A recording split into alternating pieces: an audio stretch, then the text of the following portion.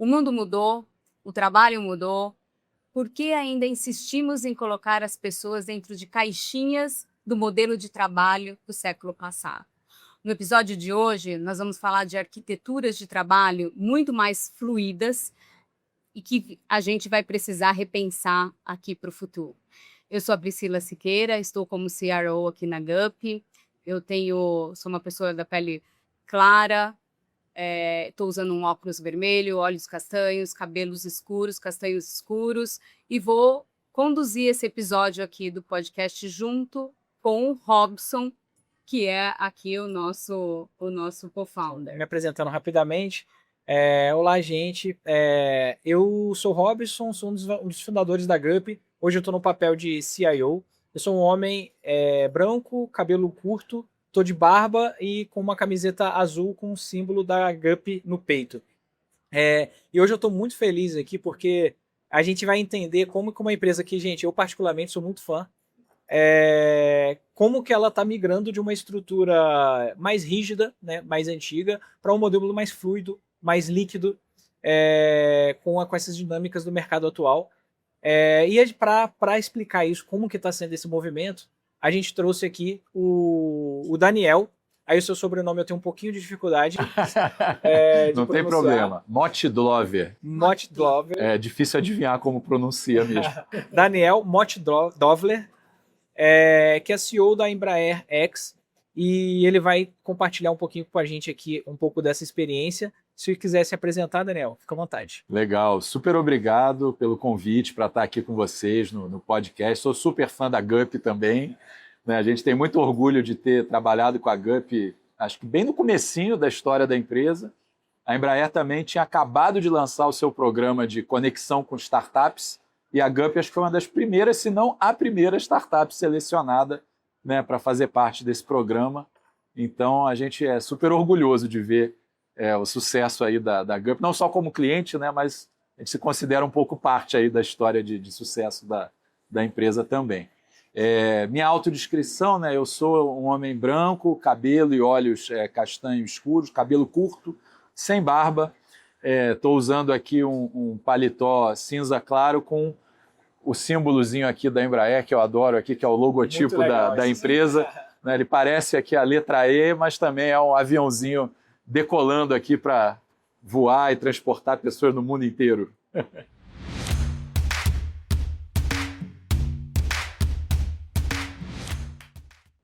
Daniel, vou começar aqui com uma pergunta, mas óbvio a gente vai fazer disso aqui um papel fluido, né? Lá na Embraer X vocês lidam com projetos super disruptivos e um deles é o VTOL. eVTOL.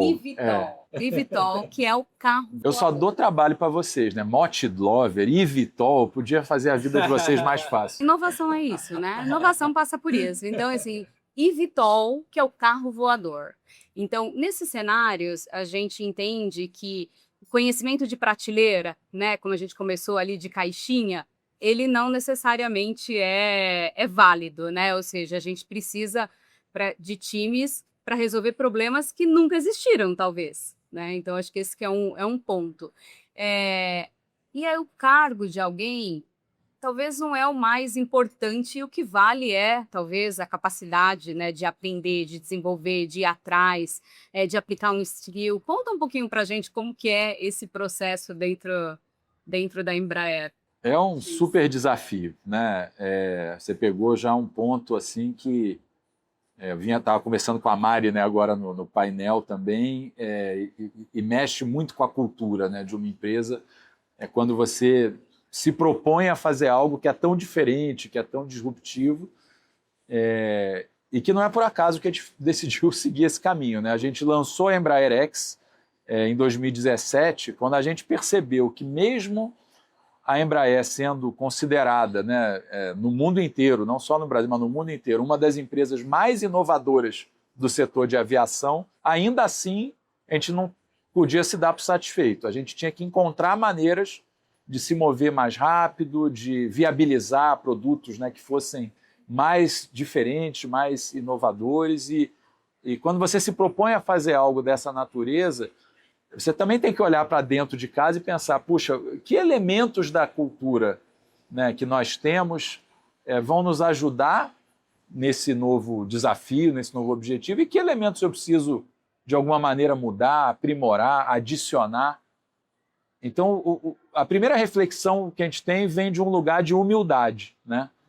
De que, puxa, a gente faz parte de uma cultura de orgulho pelos nossos resultados, né? de muito respeito, né? Pelas pessoas talentosas da equipe, mas você tem que ser humilde para saber que com todos aqueles pontos fortes que você tem na sua cultura e que realmente precisam ser mantidos, não necessariamente aquele conjunto completo que te trouxe até o sucesso nesse momento é o que vai te levar ao sucesso no futuro, até o próximo passo que você quer alcançar. Então, com muito respeito por essa cultura, né, que a empresa construiu ao longo do tempo, você precisa, fazendo uma analogia média, uma cirurgia delicada.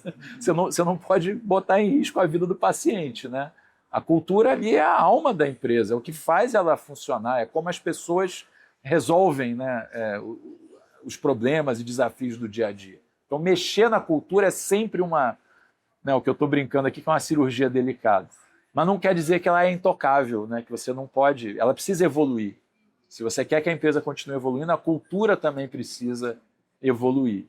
E vamos dizer, uma das reflexões, né, que levou a gente a criar a unidade, né, da Embraer X lá em 2017 e que acabou, né, como você mencionou, viabilizando um projeto super diferente de tudo que a gente já tinha feito até hoje, né, um projeto que tem mega desafios do ponto de vista técnico, tecnológico, que é o tal do eVTOL, né?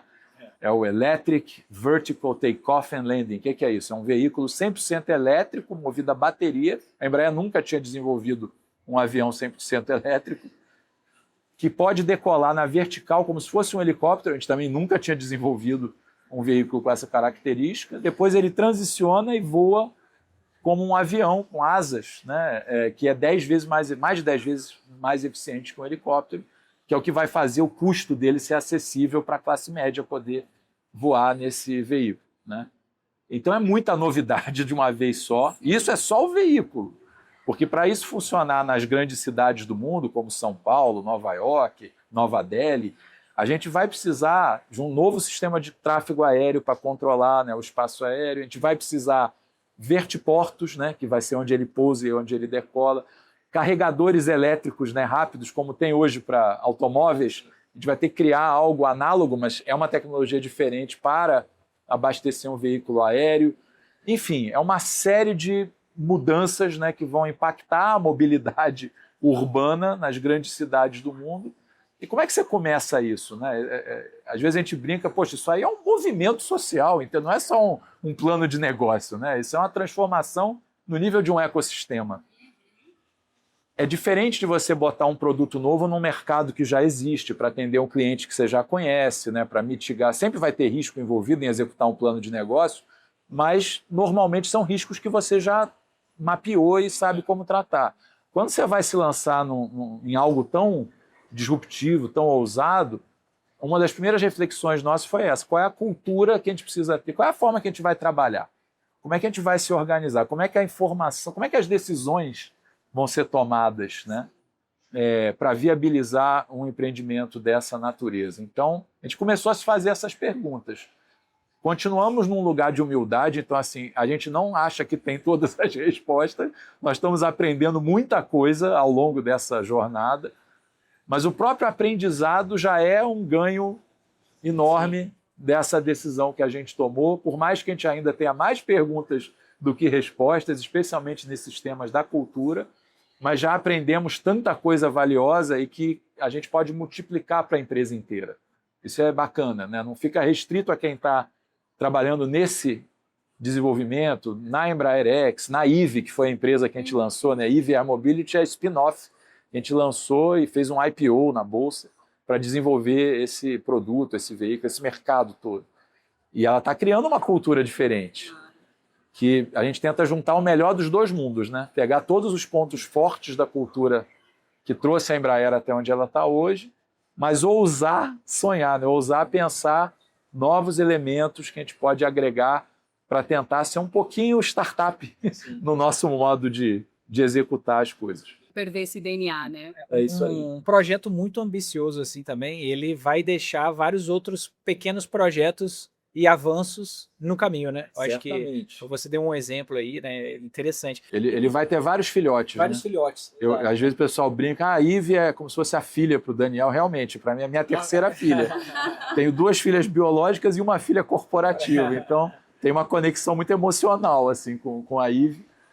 Mas ela também vai deixar os seus filhotes. Vai, Né? porque também é um Então, projeto muito ambicioso. Tanto aprendizado que a gente está gerando, então vai desde novas oportunidades de negócio, né? Então, acho que 2 anos depois de lançar a Ivy, a gente lançou uma outra empresa, uma joint venture com um conglomerado do Japão, para fabricar o motor elétrico aeronáutico, que vai ser instalado nesse veículo, mas também vai poder ser vendido para outros clientes, outros concorrentes da Embraer. Então é um negócio agnóstico, totalmente diferente. De otimização para aviação também vai poder elevar o nível dos motores elétricos para outras aplicações, também. Outros segmentos, né? Tudo em aeronáutica é de altíssima confiabilidade. Então a gente pode pensar em outras aplicações interessantes, né? Isso tudo vai abrindo um leque, né, de opções, de alternativas, e vai forçando a gente a repensar nossas certezas, né? Não, e para criar essa cultura também, você precisa de ter um time de ponta, né? Eu fico imaginando os desafios, que já achar talentos já é um desafio por si só. Aí achar talentos que estão na fronteira do conhecimento deve ser um desafio ainda maior. E você disputa com gigantes globais, né? Então imagino que seja achar esses talentos com as habilidades e conhecimento que vocês precisam é um super desafio. Aí eu queria entender como que vocês têm usado tecnologia, inteligência artificial, para identificar esses talentos e sair um pouco das amarras desse processo mais antigo de recrutamento para esse novo mundo com mais dinamismo na contratação de talentos. Esse é um ponto fundamental, né? A gente tem uma frase na Embraer que é assim: nossa gente nos faz voar. Muito boa. Nossa, muito boa. Sem o nosso time não tem Embraer, né? E na Embraer tem muita gente apaixonada, né, por aviação. A aviação é apaixonante, né?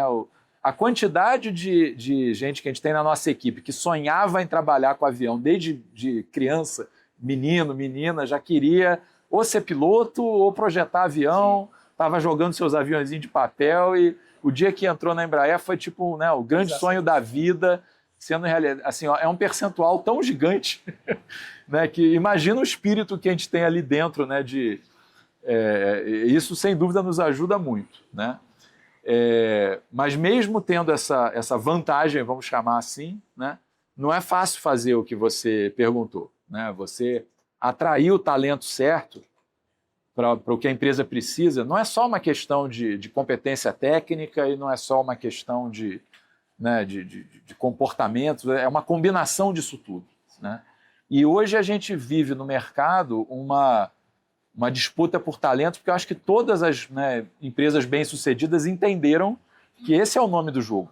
Isso que vai diferenciar os vencedores, né, no futuro. A capacidade de atrair e desenvolver talentos, no fundo, talvez seja o que mais diferencia uma empresa no seu mercado, né, em relação aos seus competidores.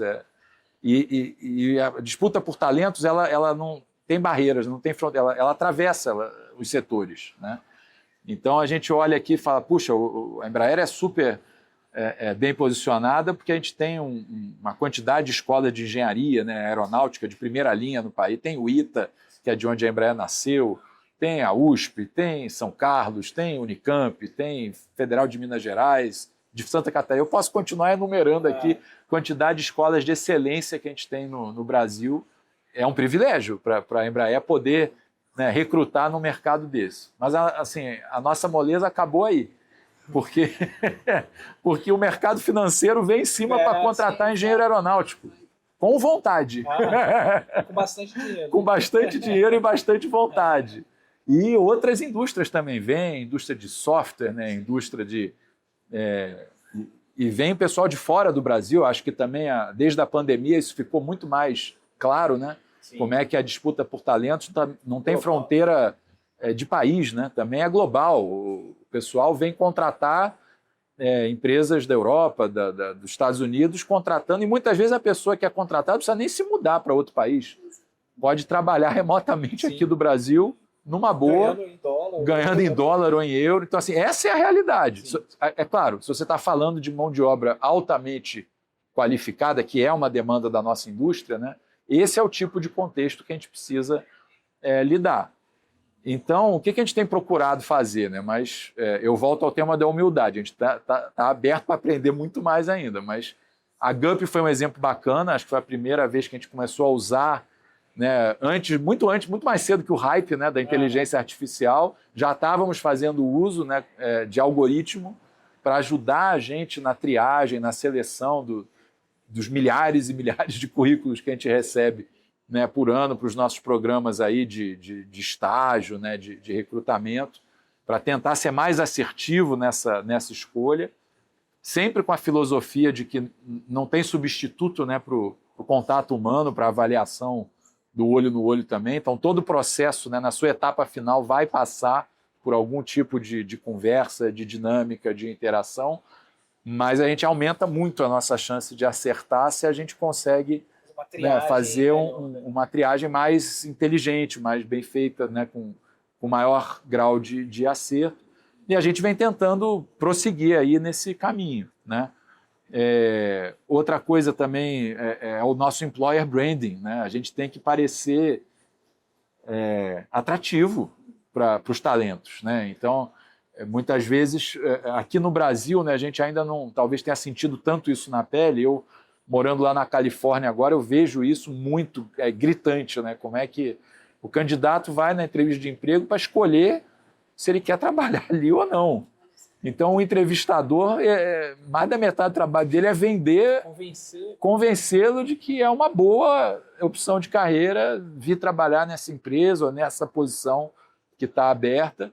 Então, o entrevistador também está fazendo ali uma venda da empresa, tanto quanto o candidato depois, caso se interesse, vai procurar vender, né, as suas habilidades e conhecimentos, o que ele contribui ali para aquele desafio.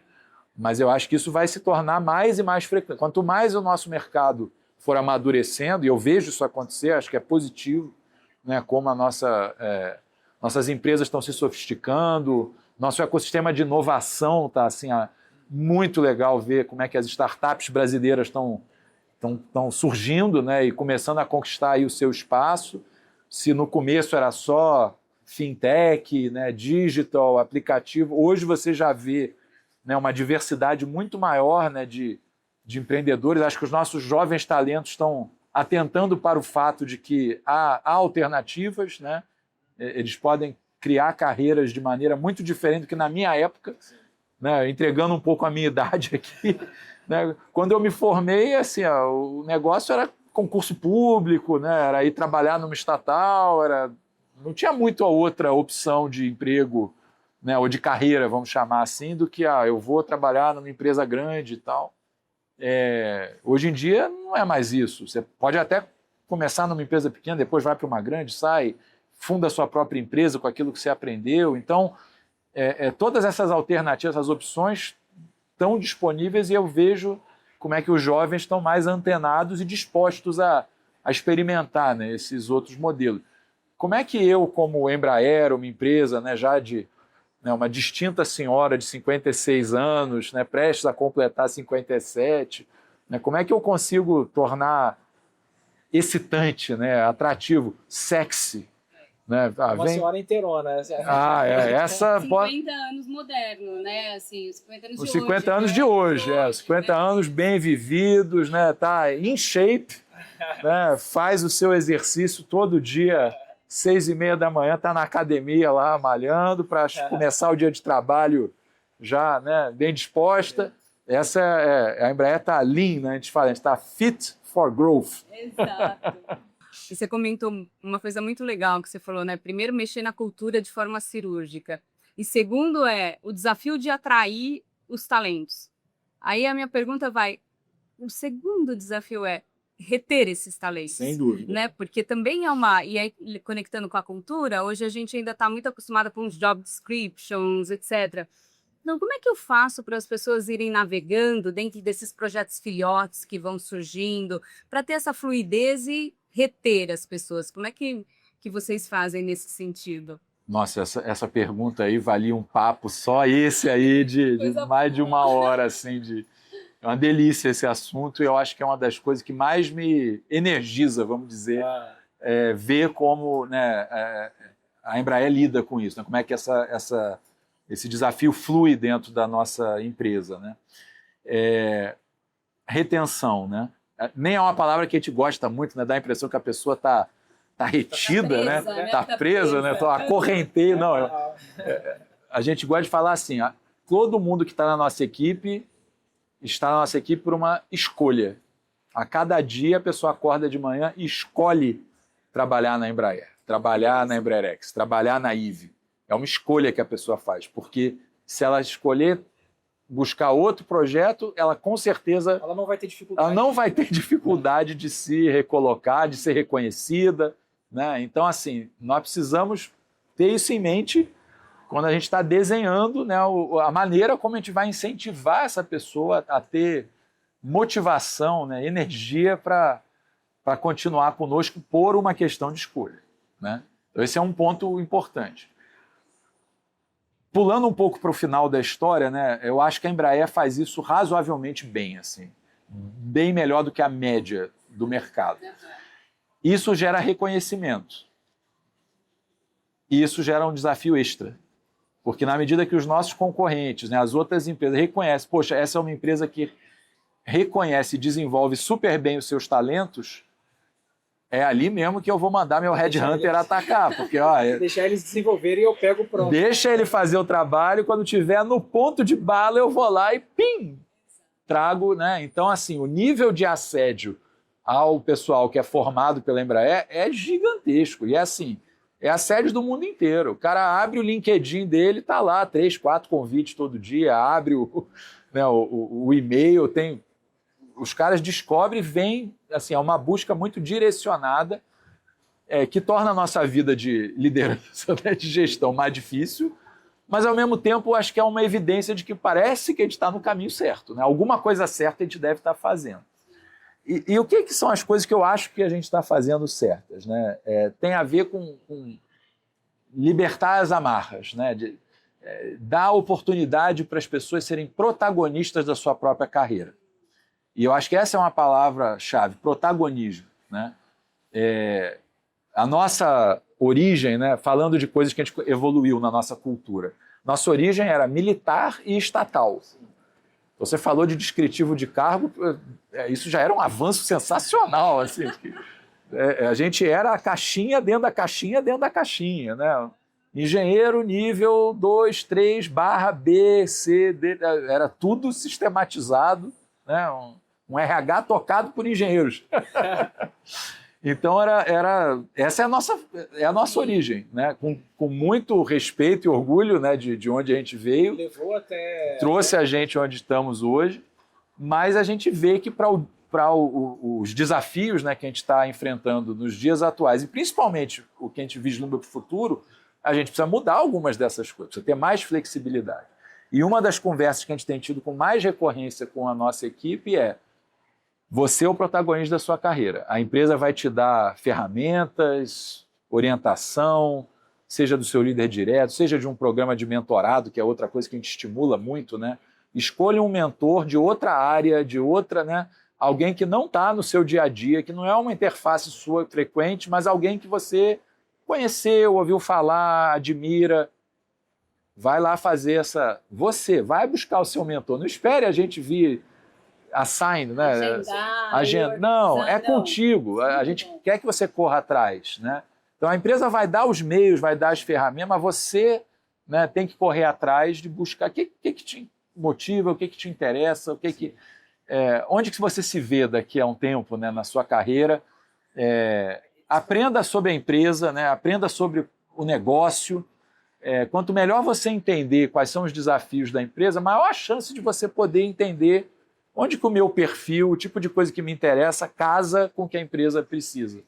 Será que eu estou na área onde eu estou dando a máxima contribuição que eu poderia, ou poderia ser em outra área? Então, tem um equilíbrio, né? Eu não estou querendo aqui dizer que mas então a empresa não tem responsabilidade por isso, a liderança. Não, a empresa tem sim a responsabilidade de fazer essa gestão, mapear sucessores, mapear, né? Mas eu acho que nada é melhor do que a pessoa que quer ser o protagonista da sua própria carreira. E aí, às vezes, a melhor ajuda que a empresa pode dar não é criar mais processo, mais ferramenta, mais travas, é ao contrário, né? É deixar livre para... Puxa, eu ouvi falar que a Embraer lançou uma empresa nova chamada IVE, Mobilidade Aérea Urbana, né? Vai ser um táxi aéreo. Pô, achei isso legal, sempre gostei de sustentabilidade, eu vi que vai ser um veículo elétrico. Como é que eu faço para trabalhar com isso? Ótima pergunta. Vou te colocar em contato com o pessoal lá da IVE para você bater um papo e ver se realmente é isso que, né, interessa. Então a gente tenta dar bastante autonomia, liberdade, mas estimular, né? Não, é fundamental essa. Porque a pessoa mais importante, a empresa vai dar suporte, mas a pessoa mais importante para progredir a carreira é a própria pessoa, né? Então, pessoa. pô, muito legal isso. Acho que concordo totalmente. E infelizmente a gente tem um tempo mais curto, então a conversa tá muito boa. Queria ficar aqui por muitas horas, mas a gente vai ter que fechar. Mas para fechar, Legal. eu queria que de forma sucinta você trouxesse o que você acha que nas organizações, se você tivesse o poder de dar um reboot, assim, apagar das organizações alguma coisa que atrase o processo de inovação. O que seria? Olha, difícil, tem tanta coisa, né, que a gente precisa mudar e evoluir, mas eu acho que talvez uma das coisas que mais dificulta o processo de inovação é aquela mentalidade de silos, né? De que, não, esse é o objetivo da minha área, esse é a meta da minha área, isso é a prioridade, e você perder a visão do todo, né? São barreiras que às vezes nem sequer estão lá de verdade, mas a forma como as empresas, a grande maioria das empresas está organizada hoje, né, leva a esse tipo de leitura, né, de compreensão, né, de que isso aqui é a responsabilidade de uma outra área, isso não é comigo, né? Eu tenho uma brincadeira que a gente faz, né? O colega uma vez contou essa história, ele chegou num shopping center, no balcão de informação, e parece que a pessoa que trabalhava no balcão de informação tinha se ausentado por alguma razão, pediu a qualquer outra pessoa só para ficar ali, para não ficar vazio. Aí ele chegou lá no balcão escrito informação e perguntou, né? Eu queria uma informação sobre isso. A resposta foi: não, desculpa, eu não sei nada, eu só trabalho aqui. Virou uma brincadeira, né? Mas ela é muito interessante. Mas eu não sei nada sobre isso, porque eu só trabalho aqui. Então, poxa, mas eu trabalho nessa empresa, eu não sei, né, qual que é a estratégia dessa empresa, para onde ela está indo, por que a Embraer lançou uma spin-off, né? Por que ela não fez isso dentro, decidiu fazer fora, qual que foi a decisão?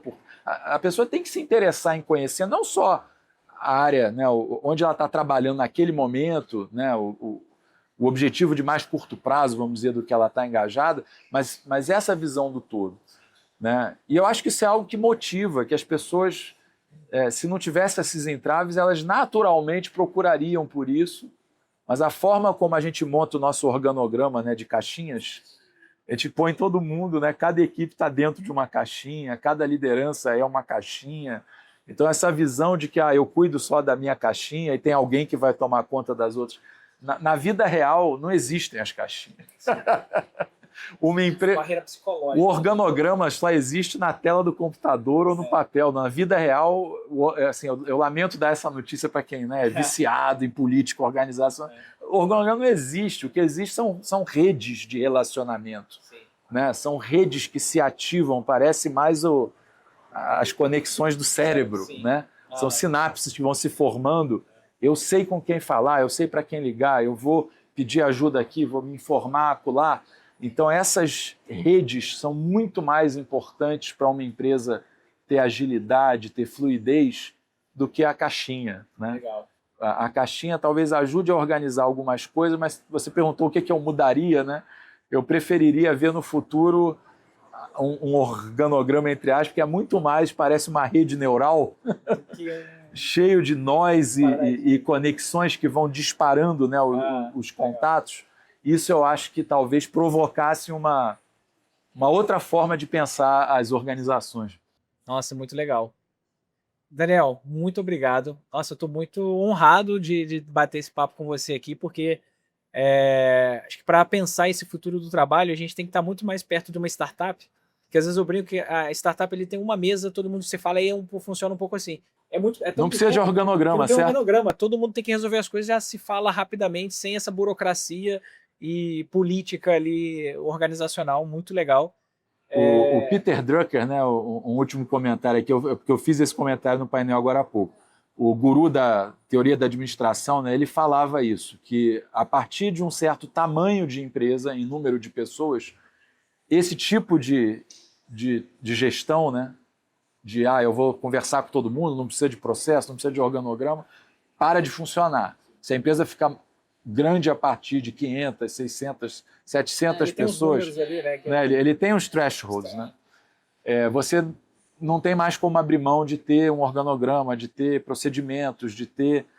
Só que esse é um momento perigoso para a empresa, que ela se arrisca a ir perdendo aquela naturalidade, aquela energia, aquela cultura que trouxe ela ali até aquele momento. Agora imagina uma empresa que tem milhares, vários milhares, né, de pessoas, gente espalhada em vários lugares do mundo, como é o nosso caso, é muito mais difícil manter essa chama acesa. No entanto, eu acho que é o segredo do negócio nosso, é manter essa alma viva, é fazer essa rede continuar funcionando, né?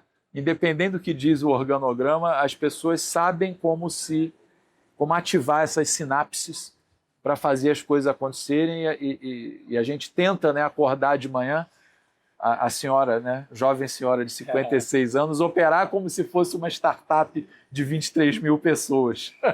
E até porque essa criação, assim como os neurônios, a rede neural, essas conexões vão criando novas, que é muito do que a gente vai... Tem que exercitar, né? Se você não exercita, você congela no tempo. Então, tem que estar fazendo essas conexões.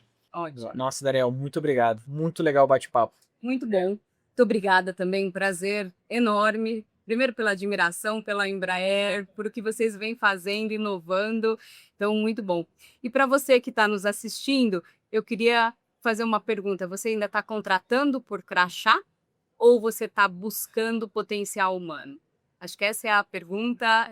Se você quer que seu time voe, se você quer que seu time extrapole, crie mais e faça mais, compartilha esse podcast, que a gente vai ter vários outros episódios que a gente está chamando de E a Gente.